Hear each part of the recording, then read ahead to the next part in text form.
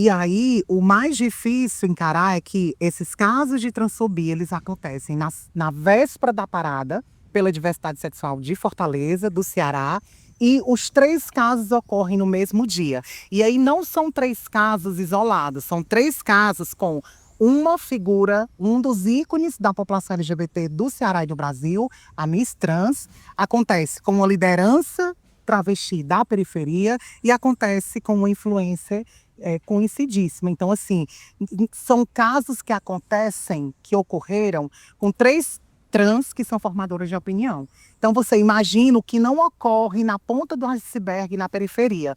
Quantas travestis, quantas transexuais não estão passando pela mesma situação que essas meninas estão passando hoje. E aí é muito triste quando a gente escuta de pessoas da própria população LGBT, quando a gente escuta de alguns membros da população LGBT continuarem a disseminar o mesmo ódio que conservadores e LGBTfóbicos disseminaram contra essas meninas. É muito triste. Porque se não fossem as travestis e as transexuais, o movimento LGBT ele não existiria.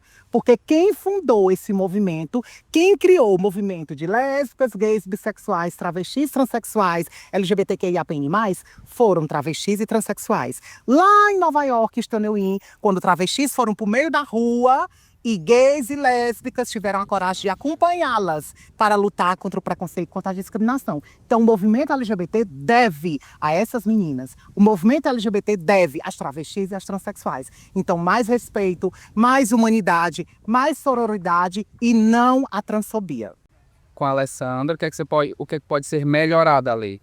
Gente, o que tem que melhorar é muita coisa, né? Eu fiquei bem decepcionada, já sou uma artista de Fortaleza, do Brasil, faço show em várias casas, e eu fiquei bem triste com o que o próprio público LGBTQIA+, está fazendo, né? Nossa, eu fiquei assim desapontada, porque eu, como uma mulher trans, uma travesti, que faço show, que levo outras meninas nas costas, passar um preconceito com a própria classe, gente, pelo amor de Deus, isso é um absurdo, é inadmissível. E outra coisa, o supermercado, aquela plaquinha que tem lá não serve de nada, porque tem que ser melhorado para saber tratar tanto as travestis como os meninos, todo mundo tem que ser bem tratado, isso é um absurdo. Estou altamente decepcionada. E hoje você está passando por algum tipo de tratamento? Pronto, eu fui para psicóloga ontem, hoje eu fui para psiquiatra. Tô um pouco ainda assim lesadinha, tô dopada, tô sem trabalhar. A menina que me arrumou porque eu estava destruída, lavei meu cabelo hoje de segunda-feira e é isso. E você? Eu fiquei sabendo do seu caso na delegacia, que não foi na DECRIM, foi outra delegacia. E qual foi o despreparo das pessoas que te receberam? O despreparo dos delegados foi totalmente desprezível e a sociedade precisa saber que há uma importância da DECRIM funcionar 24 horas por dia. Por quê? Porque será que a gente vai sofrer crime de transfobia de 8 horas da manhã às 7 da tarde, às 5 da tarde? Então, assim, a DECRIM ela precisa funcionar 24 horas, porque o segundo DP traz à tona para a gente que há essa importância da DECRIM funcionar 24 horas, porque a Polícia Civil em si não está preparada para identificar, né, esse tipo de crime e punir.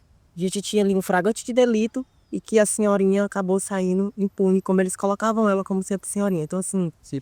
Eles trataram você como a agressora e ela como a vítima. E ela como a vítima. Você tem ideia, eu fui ouvida 2 minutos e depois fui expulsa da sala da delegada, enquanto a senhora ficou 1h30 sendo ouvida.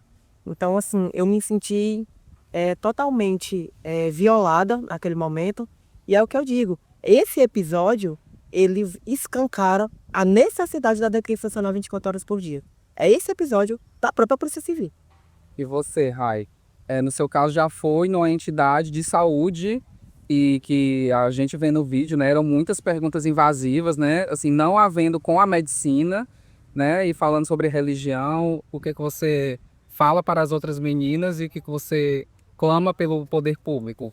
Primeiro, eu digo a outras meninas que não desistam dos seus direitos, porque é direito sim seu lutar contra a transfobia e que tenha mais preparamento médico para os médicos, né, atenderem ao público, porque eu sei que isso não aconteceu só comigo. A única diferença é que eu gravei e a única diferença de ia acontecer todos os dias comigo, é que eu gravei também. As outras transfobias que eu já sofri na minha vida, eu nunca gravei. Então, eu sei que eu vou continuar vivendo isso e que tão cedo isso vai mudar. Mas a única coisa que eu peço, eu quero me sentir segura em todos os lugares. Eu quero me sentir segura em uma consulta. É um local onde eu estou com vulnerabilidade. Então, é isso que eu peço, porque tem outras pessoas que chegam lá, podem estar mais vulnerável que eu, que estava só com um soluço. E como essas pessoas vão se defender? Como elas vão ter psicológico para correr atrás dos seus direitos? Isso é desumano, simplesmente é desumano. Andréia, o tema desse ano da parada é sobre envelhecimento LGBT. Então, as travestis, se não me engano, têm uma faixa etária de 30 anos, né, de sobrevivência, que elas dizem. 35, né? Então, sobre o envelhecimento das meninas trans, o que você espera? Em primeiro lugar, eu quero parafrasear, né, uma liderança trans que foi muito importante para nós, Cristina Rodrigues, em memória, e que ela muito dizia que a nossa vingança é nos mantermos vivas. A nossa vingança é nos mantermos vivas e atuantes na luta. Então, o que a gente precisa, nesse momento, é de unidade, é de sororidade, é de respeito às travestis, às transexuais, à população LGBT, que ainda vem sofrendo por discriminação em razão da sua orientação sexual e da sua identidade de gênero. Que nessa Semana da Parada, que essa Semana da Parada, ela possa tocar corações e mentes da própria população LGBT, que nós precisamos acordar, nós precisamos nos tratarmos com mais respeito, com mais harmonia, com mais sororidade. A gente precisa internamente defender a liberdade de ser quem somos. Semana do Orgulho LGBTQIA+, de Fortaleza, do Ceará e do Brasil. E a gente se encontra, infelizmente, né, com 3 travestis transexuais que sofreram transfobia. No mesmo dia, um caso atrás do outro. E a gente está aqui hoje com as meninas.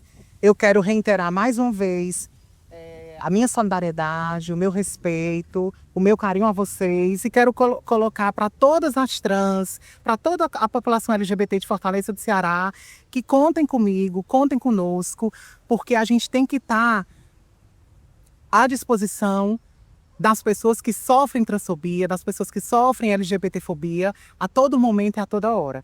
Não importa o lugar que nós estejamos, não importa se a gente está em algum cargo, não importa onde nós estamos, mas nós sabemos o que nós sofremos na pele todos os dias.